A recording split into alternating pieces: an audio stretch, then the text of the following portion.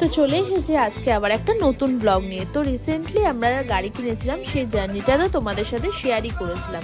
আর গাড়ি কেনার পরপরই চলে গেছিলাম মন্দারমণির উদ্দেশ্যে।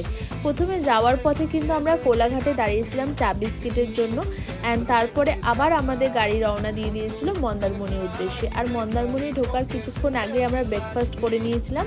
আর আমরা যেটাতে স্টে করেছিলাম সেটা হচ্ছে হোটেল এসটি অ্যাপেল, যেটার ভিউটা কিন্তু এতটাই অপূর্ব, একদম 360 ডিগ্রি ভিউ পাওয়া যাচ্ছিল। আর লাঞ্চের জন্য কিন্তু আমরা অনেক কিছু এখানে অর্ডার করেছিলাম, তোমরা দেখতেই পাচ্ছ।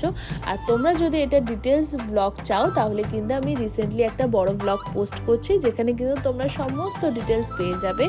আর হোটেলটার সম্বন্ধেও ডিটেলস দিয়েছি, যেখানে আমাদের পুরো জার্নিটাও একটা কভার করা রয়েছে, তোমরা কিন্তু অবশ্যই দেখো। অ্যান্ড সন্ধ্যেবেলা চলে গেছিলাম আবার মন্দারমণি সি বিচে, যেখানে কিন্তু এত সি ফুড ছিল। তো ডিটেলস জানতে হলে চোখ রাখো। বাই।